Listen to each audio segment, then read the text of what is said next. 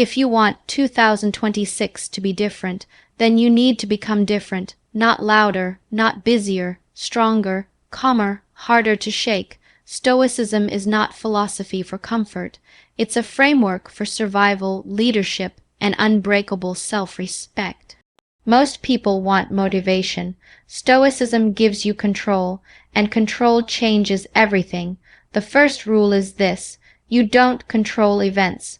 You control your response. Life will test you. People will disappoint you. Plans will collapse. None of that is your power. Your reaction is. If something is outside your control, stop negotiating with it emotionally. Observe, adjust, move forward. The moment you stop arguing with reality, you regain strength. Next, detach from what you can't afford to lose. People panic because they're emotionally invested in outcomes they don't own. Approval, recognition, relationships that drain them, status that can disappear overnight. Stoicism teaches you to hold things lightly, appreciate, but don't cling. When you need less, you fear less. When you fear less, you act better. Then there's discipline. Stoicism doesn't care about your mood. It cares about your standards. You do what needs to be done because it's right, not because you feel ready. Train your body, control your appetite. Wake up when it's uncomfortable. Speak when it matters. Stay silent when it doesn't. Self-control is the highest form of power. Anyone can react. Few can restrain themselves. Another principle: your character is your reputation when no one is watching. You don't need to announce your values. Your behavior will expose them. How you handle disrespect, how you deal with stress, how you act when there's no reward. That's who you are. In 2026, stop explaining yourself to people who don't listen. Stoicism teaches you to let results speak. Now understand this clearly. Pain is not the enemy. Avoidance is. Growth is uncomfortable. Loneliness will visit you. Discipline will feel heavy, but suffering with purpose builds strength. Suffering without purpose builds resentment. Choose wisely. You don't complain about the weight. You get stronger by carrying it. Stoicism also demands clarity about time. You are not guaranteed tomorrow. So stop wasting today on meaningless conflict, useless guilt, and emotional chaos. Ask yourself daily, is this worth my time? Is this worthy of my energy? If not, release it. Your peace is expensive. Protect it. Finally, understand this. The goal is not happiness. The goal is stability, a calm mind, a steady hand, a disciplined life. Happiness comes and goes. Strength stays. In 2026, become the person who doesn't panic, doesn't beg, doesn't chase, the person who observes, decides, and moves forward without noise. That's Stoicism, and if you live it, your life won't just change, it will become unshakable. Most people believe the chaos is the problem. The noise, the pressure, the unexpected events, the people who test their patience. But chaos has always existed. It will exist tomorrow, next year, and for the rest of your life. The difference between those who break and those who rise is not the absence of chaos, but mastery over response. Control your response, not the chaos. That is where power begins. You don't get to choose what shows up at your door. Life doesn't ask permission before it disrupts your plans. It takes things away without warning and delivers challenges you never asked for. Waiting for the world to behave is a losing strategy. Stoicism teaches you to stop negotiating with reality and start mastering yourself. The moment you accept that events are neutral until you react to them, you reclaim authority over your life. Your emotions are signals, not commands. Anger, fear, frustration. They show up automatically, but they don't get to drive. Most people hand over the steering wheel the moment they feel something intensely. They speak too quickly, act impulsively, and regret later. Strength is the pause. Strength is the space between stimulus and response. In that space, you decide who you are. When someone disrespects you, the instinct is to react, to defend ego, to escalate. But reacting gives them control. Your calm denies them power. Silence, when chosen deliberately, is not weakness. It is dominance. You are not obligated to attend every argument you're invited to. The disciplined mind understands that not every battle deserves energy. Chaos also shows up internally. Doubt, overthinking, anxiety about outcomes you can't predict. Most suffering happens in imagination, not reality. Stoicism trains you to bring your attention back to what is happening now, not what might happen later. The future is not real yet. Worrying about it is a form of self-inflicted chaos. Control begins with awareness. You can't manage what you don't notice. Pay attention to what triggers you. Notice the moments where you lose composure, where your tone changes, where your body tightens. Those moments are not failures, they are training data. Each trigger is an opportunity to practice restraint.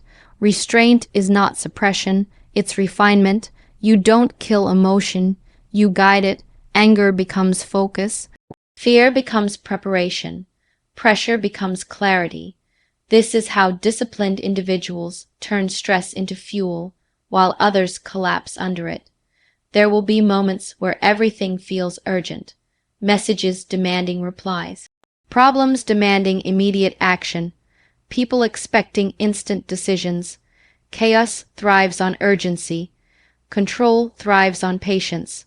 Slow down your reaction, and you speed up your effectiveness. A calm response sees options that panic never will. Stoicism doesn't promise comfort, it promises stability. You learn to endure discomfort without becoming bitter. You learn to face uncertainty without becoming reckless. You stop chasing emotional highs and start building emotional reliability. People trust those who are steady under pressure. Blaming circumstances is seductive because it removes responsibility, but responsibility is where freedom lives. When you accept that your reaction is yours alone, you stop being a victim of circumstance. Even in loss, even in hardship, you retain the power to choose dignity over despair. This discipline must be practiced daily, in traffic, in conversations, in setbacks. Control is not a trait, it is a habit. You train it like a muscle. Small moments of restraint build the capacity for larger ones. Over time, your baseline changes. What once shook you becomes background noise. There will be times when restraint feels unfair, when staying calm feels like letting things slide, but Stoicism is not passivity, it is strategic patience. You conserve energy for moments that matter. You choose when to act, not when to react. When chaos hits, ask one question: what is within my control right now? Your words, your actions, your attitude, everything else is external. Treat externals like weather. You prepare for it, but you don't curse the sky. Control your response and you control your life, not because the world becomes kinder, but because you become stronger. Calm becomes your default. Pressure sharpens instead of shatters you. And in a world addicted to reaction, the person who stays composed quietly holds the advantage. Discipline is not restriction, it is liberation. Most people live trapped by impulses they mistake for freedom. They eat when they feel, speak when they're emotional, quit when things get uncomfortable. That isn't freedom, that is slavery to impulse. Discipline creates freedom because it puts you back in command.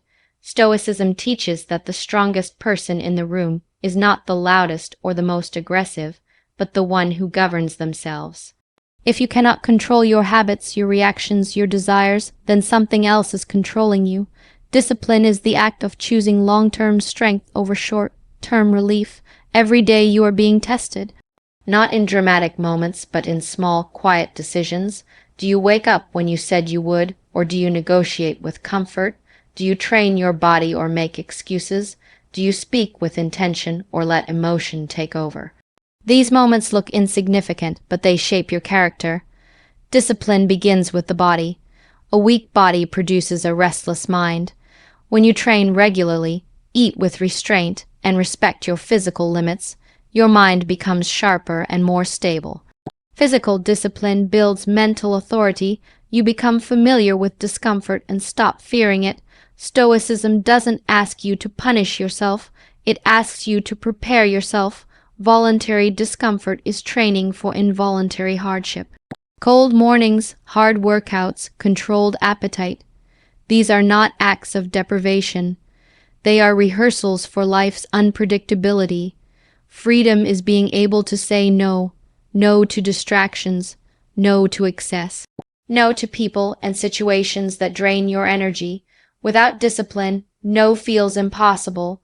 With discipline, no becomes natural. You don't explain yourself.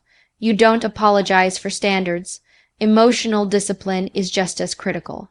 Feeling something doesn't require expressing it. Anger does not demand violence. Sadness does not require collapse. Joy does not require indulgence. You experience emotions fully without letting them dictate your behavior. This is emotional maturity. Most people confuse discipline with rigidity. In reality, discipline creates flexibility. When your basics are handled, you adapt faster. When your routine is solid, chaos has less impact. When your values are clear, decisions become easier. Stoicism places responsibility where it belongs, on you, not on motivation, not on circumstances. Discipline doesn't wait to feel inspired. It acts because action is required. Motivation follows discipline, not the other way around. You don't rise to the level of your goals. You fall to the level of your habits. This is why discipline matters more than ambition. Ambition without discipline creates frustration. Discipline without ambition creates progress. Freedom also means not being controlled by pleasure. When pleasure becomes a necessity, it loses its value. Stoicism encourages moderation, not denial. You enjoy what you have without becoming dependent on it. You can walk away without panic. Time discipline is often overlooked. How you spend your hours is how you spend your life. Wasting time is easy because it doesn't hurt immediately, but the cost accumulates quietly. Discipline teaches you to respect time as a non-renewable resource. There will be days when discipline feels heavy, when routine feels dull, when others seem to live more freely, but what they call freedom often hides anxiety, inconsistency, and regret. What you are building is quieter and stronger. Discipline gives you options. A trained body recovers faster. A disciplined mind handles pressure better. A structured life leaves room for growth. Chaos removes options. Discipline creates them. When you live with discipline, you stop bargaining with yourself. Your word becomes law. This builds self-trust, and self-trust is the foundation of confidence. You don't need external validation when you respect yourself. Stoicism understands that life is uncertain, but preparation is not. Discipline is how you prepare. It sharpens judgment, steadies emotion, and strengthens resolve. When challenges arrive, you don't panic because you've already trained for difficulty. Discipline is not about becoming rigid or joyless. It is about becoming reliable to yourself first. And when you are reliable to yourself, you become capable of handling responsibility, leadership, and pressure without breaking.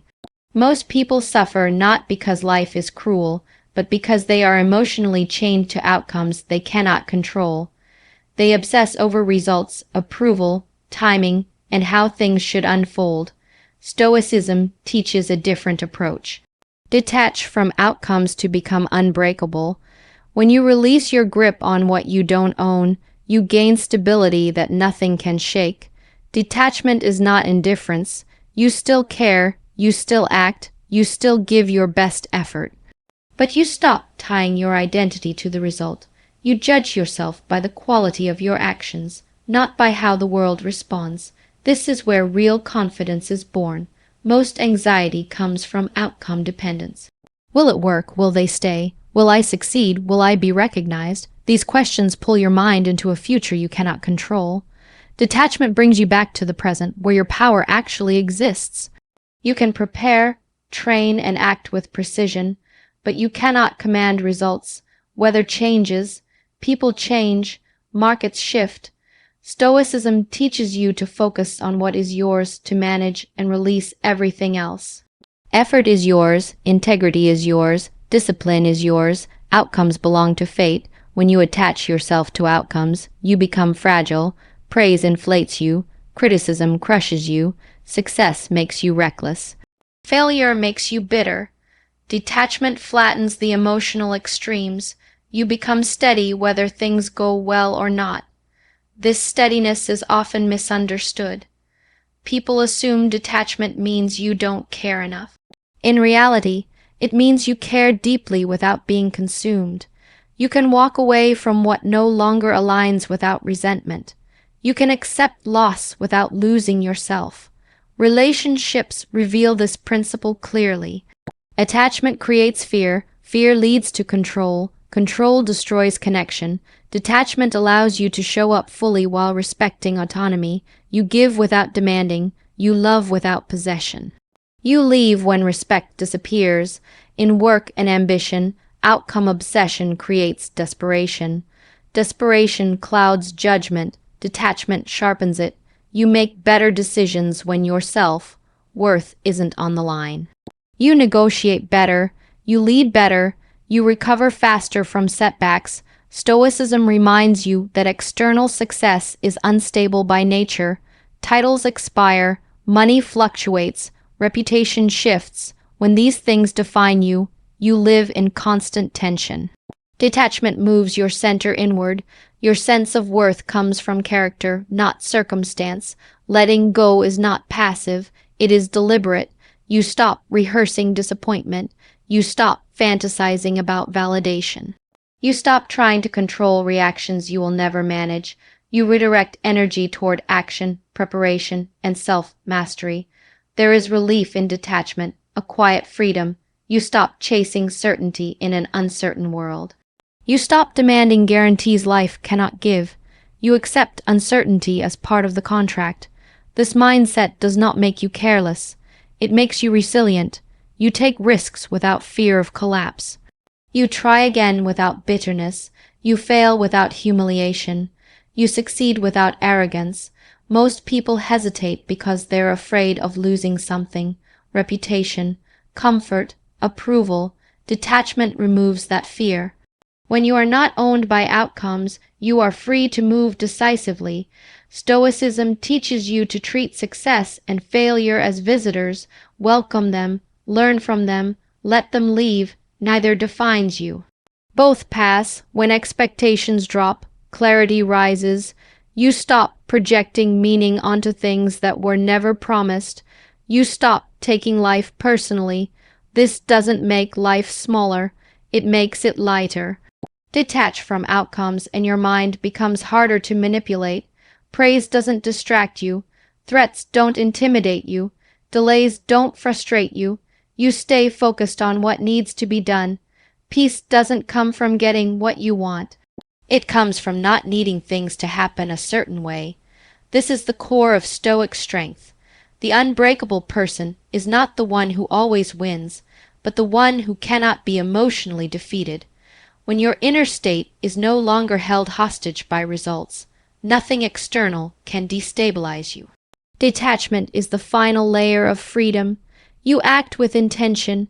You accept outcomes with composure. You move forward without carrying unnecessary weight.